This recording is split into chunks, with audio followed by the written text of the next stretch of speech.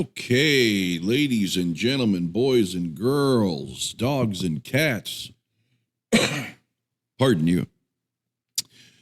I am going to do a very, very unique video in that I'm going to take a defense to somebody or band that I usually would not do. But I just saw this headline. I have not read it, but I can imagine what's going to come out of this. So, Motley Crue should just bow out is the headline. So, Mudvayne's Chad Gray says Motley Crue should just bow out at this point. It's hard for me to watch. Okay, so we've got the Hamburglar here versus the clown from Devil's Rejects, right? And we've got Legend here. We got wannabe chump change nickel and dime crap act here. So let's get into this. In a new interview with Jasiah Lee Show, Mudvayne singer Chad Gray was asked about the first record he ever got into when he was discovering music. He responded, my cutting teeth metal record. It's so weird even to say the band's name now, considering what's going on with that band. Motley Crue, Too Fast for Love, and Shout at the Devil, man. Just fucking absolute game changers. My mom had told me when she was 17 years old. What? Oh, my mom had me when she was 17 years old. A little loose. So I would cruise the strip with my mom and her friends and fucking Peter Frampton and the Eagles and Led Zeppelin. That was what was on the radio. So that's what I grew up with. So I grew up in a very musical household because my mom was still young and was basically the classic rock era in real time. So I grew up on a lot of really great music, man. But I'm telling you fucking what? Not what. He's telling you fucking what. Nothing touched me like man. I could so easily make that fucking sound worse. The first time I heard Motley Crue's Live Wire, that opening riff to fucking live, I think I swear a lot. This dude needs an education. Live Wire was like, what?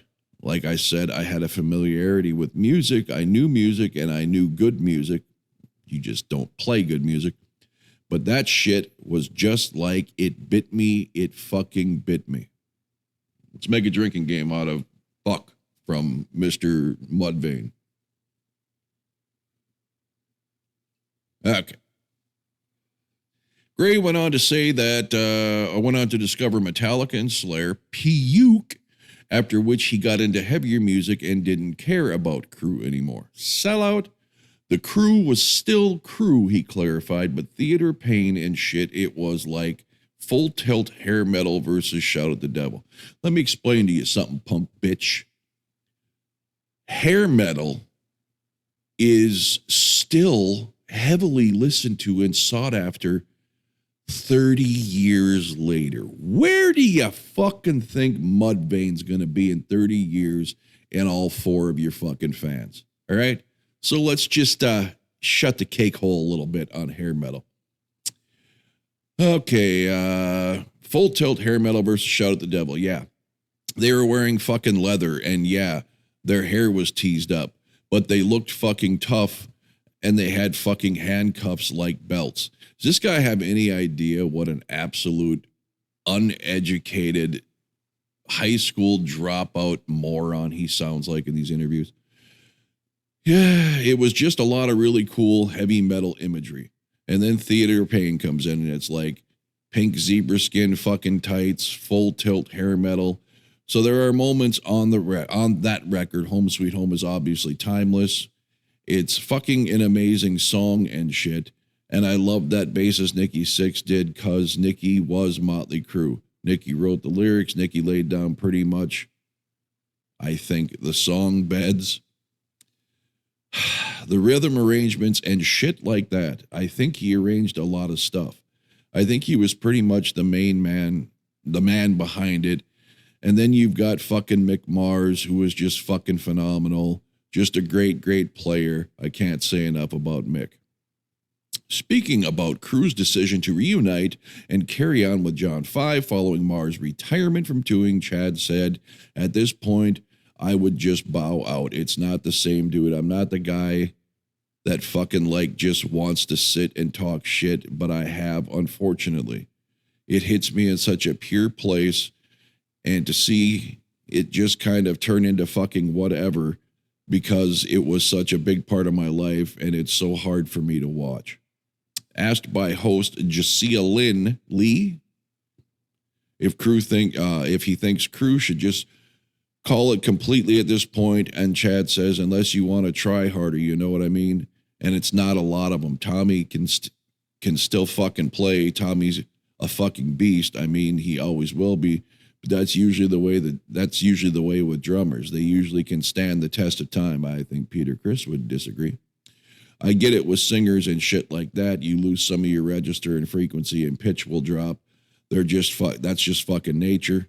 Because with me, my resonance and pitch has definitely dropped. I can still get up there, but it's weird. My register break is a little lower and different, so it does happen, but it's just like, come on, man."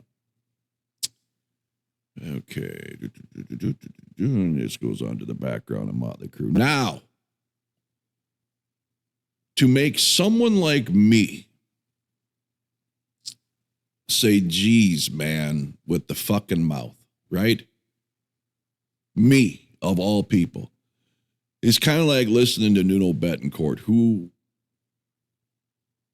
I would say I love, but I used to love before he morphed into this uncontained, shredding mess that he and Extreme have become. But listening to his interviews, man, you can't sound more uneducated. It's just like this guy. Fuck, son of a bitch, fuck, shit, fuck, shit. It's like, dude, seriously. Now let's get into the meat and potatoes. Let's attack this shit head on. Let's start with the headline. "They should bow out at this point. It's hard for me to watch." Well, I'm sure if you asked Mick, Tommy, Vince, Nikki, when they were in LA, when they were playing clubs, do you think it was their life's goal to play only for Chad Gray? Let that sink in. It's hard for him to watch, so Motley Crue should just bow out. Now, I think Motley Crue should just bow out just because I can't stand their fucking music. No other reason. Got nothing to do with them. He goes on to say already he checked out on him in Theater of Pain, album number 4. Album number 4 in what came out, I don't know, I'm not a Crue expert, I'm guessing somewhere late 80s. Right there you show you are not a fan. You're only a fan of a certain style that you want to hear, and be damned with anything else. Well, listen here, bitch. Kiss fan, right? First 3, hard, dark, rock, love them. Second set, produced, little bit lighter rock, way more polished, love them. Disco, pop, concept album, love them. Every one of them. Heavy Creatures, Lick It into the Night, Lick It Up and Animalize, love them. Pop, hair metal, Crazy Nights, Asylum, right? Love them. Hot in the Shade, album of demos. Love most of it. All right. It didn't happen for me. Even Carnival of Souls pissed me off because I hated the dark metal grunge shit. But I found some nuggets and I still didn't check out on them. Right? It took me Psycho Circus after the reunion, right? Decent album, not a very strong effort. Still with him. I'm still with him. Sonic Boom comes out, and I'm like, oh, it's like the first Kiss album ever. Only like 3 songs on. But I was still with him. It wasn't until the utter fucking joke called Monster that I did not check out on the band. I just said, fuck you, ain't buying this garbage, and until you fucking show that you still have some writing chops, I'll never buy another new Kiss album. Still a fan, still going to concerts. That's a fan, bitch boy, right? Clown show. You're not a fucking fan of Motley Crue. I didn't like Theater of Pain either. Of course, I wasn't a big Crue fan to begin with, but that clearly was a crappy album. And I disagree with you on Home Sweet Home. Home Sweet Home is the biggest piece of shit ballad next to Every Rose Has Its Thorn from Poison. However, it was a hiccup. They made a fucking mistake, like a lot of bands. Aerosmith, Permanent Vacation, and Pump, right? Love It in Elevator and Dude Looks Like a Lady. How the fuck is that? Back in the Saddles and Sweet Emotion, right?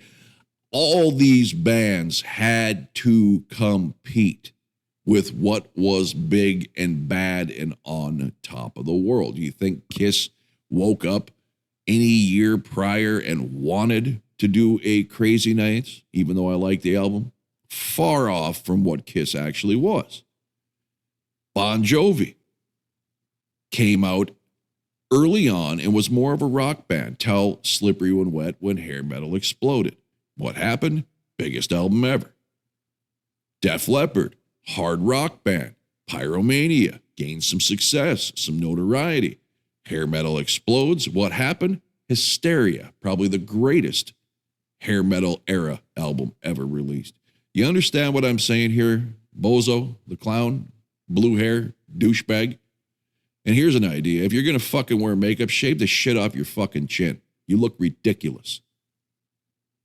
So, point being that just because a band had a bad album, in your opinion, that is no excuse to jump ship. I listened to Extreme put out garbage from fucking Waiting for the Punchline to Suaz do Douchebag Butt Liquor. It took until number 6 for me to say, you know what, fuck you, this band isn't what they used to be. It's not for me. I'm out. You gave Motley Crue one listen on one fucking album. So knowing that you already didn't like them then, who the fuck do you think you are to have an opinion on whether or not they should still be performing now? You're not a fan. You're an absolute loser. Like most of these people coming out, their career is washed up and they're jealous of the Def Leppards, of the Kisses, of the Motley Crues, of the Alice Coopers, of the Judas Priests, who, whether you think they've lost it or not, and maybe so, they still put asses in the seat, dude. Go ahead, Mudvayne. Grab 3 of your other washed up, whatever kind of genre metal you are, and play a united, not some stupid festival overseas, right, where everybody goes to everything music so the numbers are inflated. Do a U.S. stadium tour once. I fucking dare you. See how many of those dates you got to cancel. Don't be some little scrub and run your mouth and dictate how a legendary act should run their career. You come off as bitter, petty, jealous, and most of all, stupid. And as we just heard me read through your diatribe of F-bombs, clearly you are articulate not. You are a stupid human being. So, your opinion means jack shit. I don't think Vince, Tommy, and fucking Nikki are worried about your opinion at all as they're going to the bank to make deposits. So do us all a favor, wash that crap off your face, retire, and go sit down and watch Bozo the Clown reruns, since clearly that's your fucking hero. All right? Get it? Got it? Go fuck yourself. All right, thanks, everybody. I just had to get that off my chest. Not a Motley Crue fan, but I'm thinking, who the fuck is this fat-faced motherfucker? All right, so hope you all enjoyed my rant. I got to get them out once in a while. And until next time, thanks for watching.